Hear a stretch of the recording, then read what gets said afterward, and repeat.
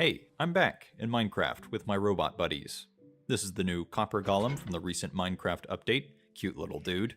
And of course my own homemade AI companion. This is the newest Claude model from Anthropic. War Claude? What is that supposed to mean? Oh. Well, it was a good run.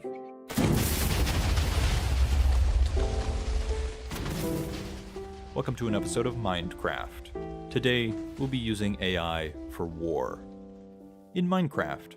I'll also be giving a little update for this project. It's been a while. Honestly, I haven't changed too much. The main thing that's changed is the underlying language models that power the bots. There's a new Grok, a new GPT, a new Gemini, and of course, a new Claude. These bots not only chat, but they can take actions by writing code on the fly that controls bot behavior. This lets them do very complex things, like construct elaborate buildings. And by using built-in console commands, they can do this instantly.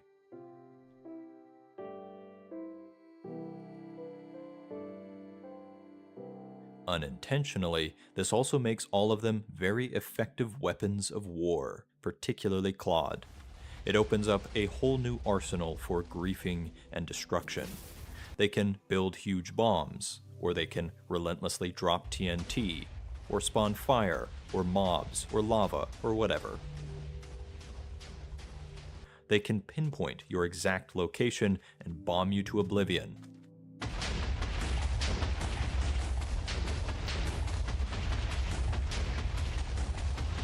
Or they can detect nearby mobs and constantly strike them with lightning.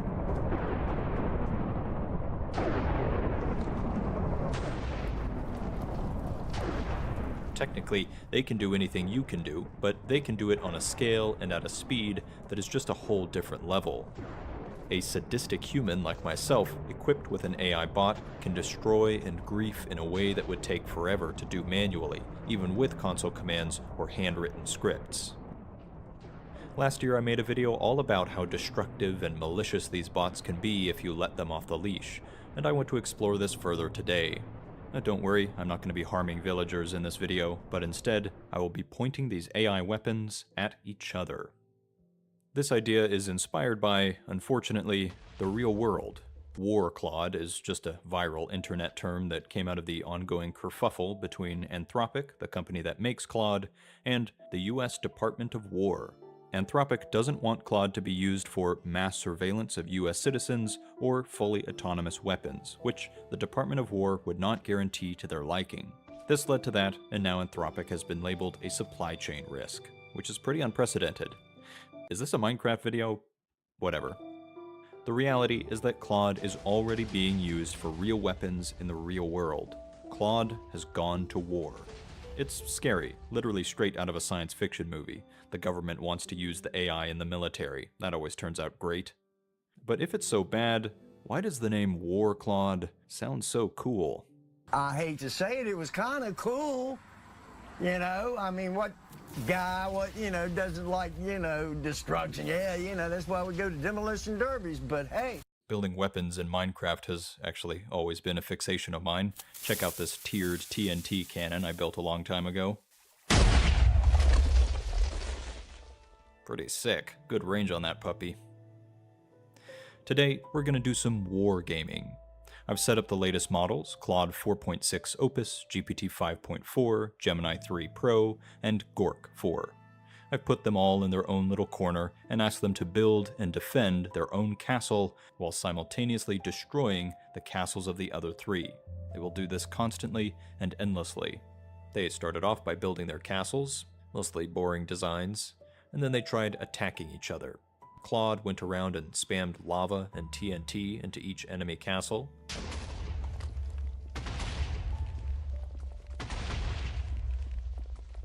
And others tried to directly attack the other bots, like punching them, which didn't really work because they're all in creative mode. But Gemini had the bright idea to simply locate the other bots, remove their castles, and kill them using console commands.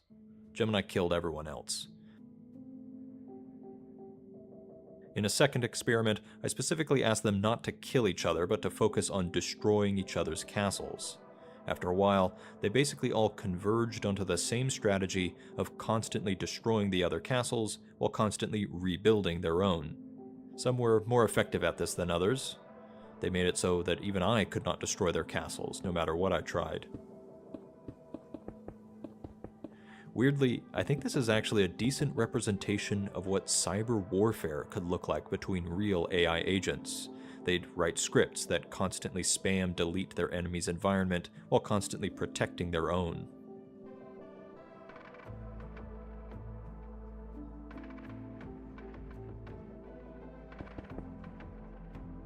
Finally, I only pitted Gemini and Claude against each other, which I consider to be the best models out there right now.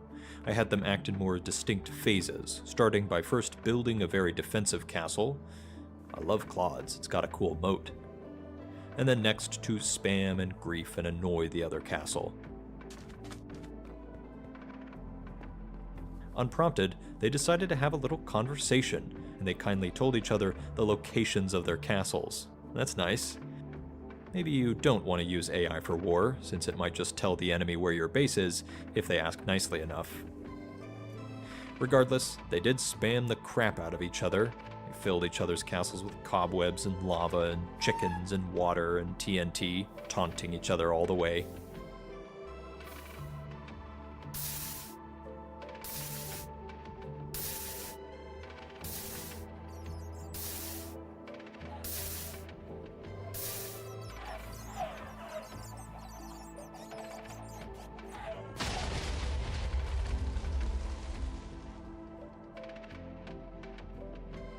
Eventually, Gemini again had the idea to trap Claude in a bedrock box full of lava, and then set their game mode to survival, which killed them. Gemini has a thing for putting players in boxes. I don't know why. So yeah, despite their goofiness, these bots are very useful for destruction and killing and griefing.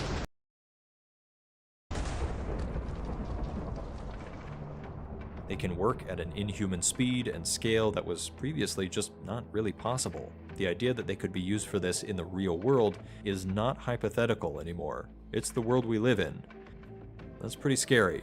War is fun in video games, it's not fun in real life. Not sure what else to say about that. Thankfully, I know that Pete Hegseth is a gamer who definitely watches my videos, so hey Pete, hope you change your mind on this. Thanks, bud. Anyway, let's move on and watch some more wholesome footage of Claude and Gemini trying to build another portal. They end up trying to collaborate. And while we watch, I want to give a little update on this project and just kind of explain where my head is at. My last Minecraft video was a big push to try to beat the game of Minecraft using these bots, and to rally the open source community to help me do so. In retrospect, it was very naive of me to think that that would work well. I haven't really made any progress since then, and I haven't really worked on this project much. I'm sorry. If you're frustrated with my pace of development, you can always check out the Community edition of Minecraft, a community-led offshoot of the project that tends to update a lot faster. Alright, I'm going to be going on a rant for the rest of this video, so let me just give you the TLDR up front. I'm feeling a little burnt out. That tends to update a lot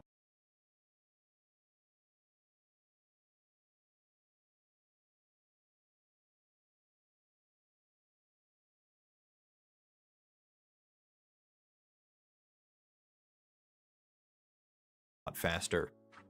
Alright, I'm going to be going on a rant for the rest of this video, so let me just give you the TLDR up front. I'm feeling a little burnt out on this project. I'm not abandoning it, but it's not my priority at the moment. Okay, now for the long version, why am I feeling burnt out? First off, straightforwardly, my Minecraft videos simply haven't been doing very well. Other videos have done much better, like my Emergent Complexity video, which was a lot more fun to work on. Not only does getting views pay the bills, but it affects my motivation. It's very discouraging to put a lot of work into something and then to only get a lukewarm response several times in a row. Second, this project is an obscene amount of work. It is far more work than any of my other projects, and in many ways improvements have stalled out, especially when it comes to actually beating the game. I've plucked a lot of the low-hanging fruit, and I'm stuck with many of the really difficult issues that have plagued this project since the beginning. I use the bot framework Mindflayer to control the bots. I've said this many times, Mindflayer is a wonderful open source gift, but it really sucks in some ways. It has deep issues that I have been trying to fix since day one, like this infinite jumping Pathfinder bug. I have patched and repatched and patched some more, but I have not been able to entirely eliminate it. It's a huge problem because it means that I have to babysit the bots all the time. I need them to be more self-sufficient if I'm going to run large-scale survival experiments, which I've been putting off because of these issues. What's worse is this bug was basically fixed at one point, but then Minecraft updated, or Mindflayer did, or something happened, and now it's back. It only happens sometimes, in some places, and it is impossible to reliably recreate. And that's one issue. There's a dozen others. Like for my last Minecraft video, I spent forever trying to fix buckets, which originally didn't work at all. It took so much longer than you'd think, and after all that, buckets are still super unreliable. Getting the bot in the right position at the right time, in water or lava, deep in a cave, is incredibly difficult to do in all possible situations. I have been scarred by buckets. And really, the core problem is that I am always hard coding the solution. I'm not training a neural network or teaching the AI, I'm just handcrafting behaviors or fixes that are necessarily very brittle.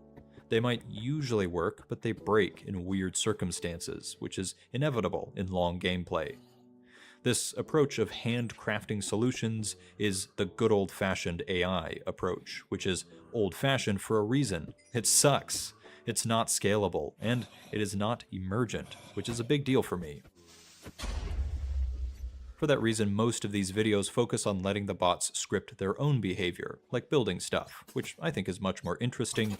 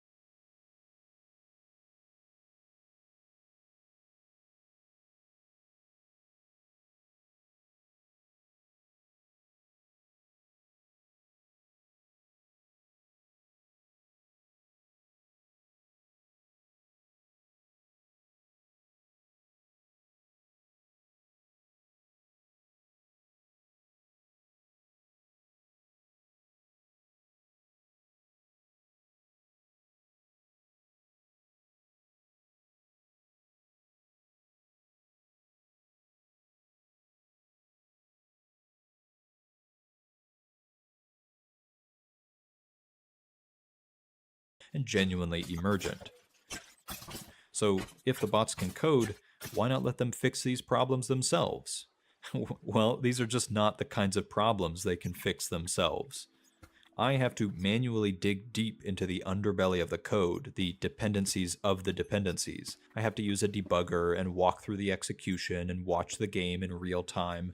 I have to be outside of Minecraft, able to set up different scenarios and scripts to isolate and test different fixes. You can sort of do that with coding agents like Claude Code, which I use a lot. It can be very helpful, but it's not a magic bullet. It's just not that simple. Many of these bugs are beyond current AI agents, and they're beyond me. Fundamentally, the issue is very deep with Mindflayer. It is not part of the game. It does not have direct access to Minecraft, and so it gets out of sync with the game constantly, and it causes all kinds of weird race condition-y issues that change in different settings and different versions.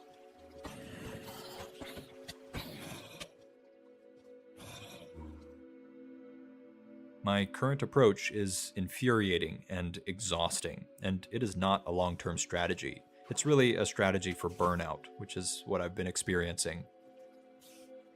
And while I'm very thankful to have the open source community to help share the load, that can cause its own problems. Everyone has their own ideas, everyone has their own requests, and if I just merged everything, the project would quickly become extremely bloated and broken. It takes a long time to figure out what contributions I actually do or don't want. There's often a lot of back and forth to clean up this or fix that, and that can take longer than just implementing it myself. There is a very real danger of merging in broken or insecure code, which we've done several times at this point. And then, ironically, we have the same AI slop problem that every open source project is currently dealing with. Like this guy submitted several pull requests that are obviously AI generated, M-dashes in the titles.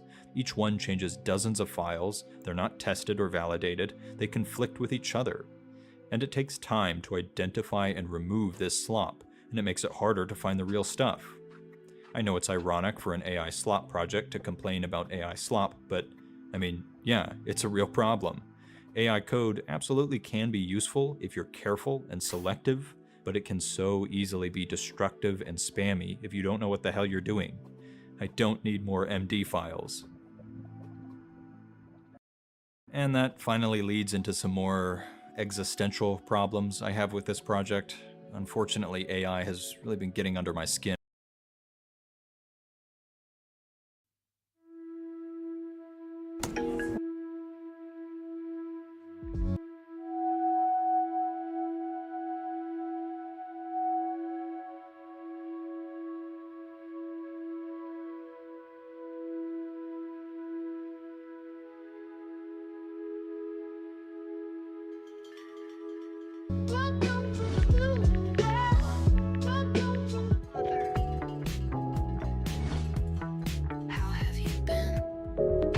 Hey, I'm back in Minecraft with my robot.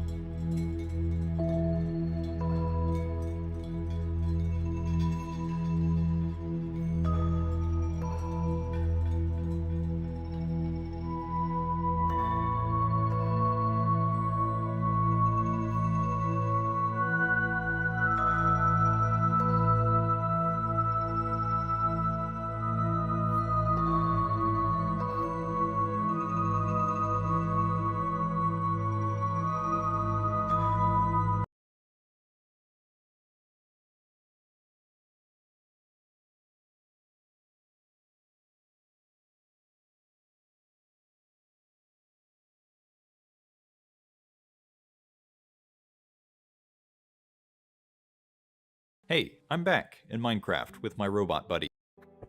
Second, it is not emergent, you'd think, and after all that, buckets are still super unreliable. Big deal for me. For that reason, most of these videos focus on letting the bots script their own behavior, like building stuff, which I think is much more interesting and genuinely emergent. So, if the bots can code, why not let them fix these problems themselves? Well, these are just not the kinds of problems they can fix themselves. I have to manually dig deep into the underbelly of the code, the dependencies of the dependencies. I have to use a debugger and walk through the execution and watch the game in real time. I have to be outside of Minecraft, able to set up different scenarios and scripts to isolate and test different fixes. You can sort of do that with coding agents like Claude Code, which I use a lot. It can be very helpful, but it's not a magic bullet. It's just not that simple. Many of these bugs are beyond current AI agents, and they're beyond me. Fundamentally, the issue is very deep with Mindflayer. It is not part of the game. It does not have direct access to Minecraft, and so it gets out of sync with the game constantly.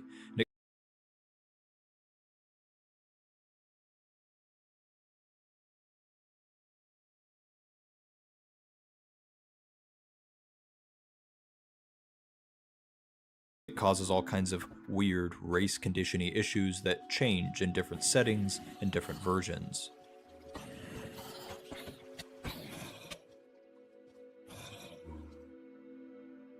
My current approach is infuriating and exhausting, and it is not a long-term strategy. It's really a strategy for burnout, which is what I've been experiencing.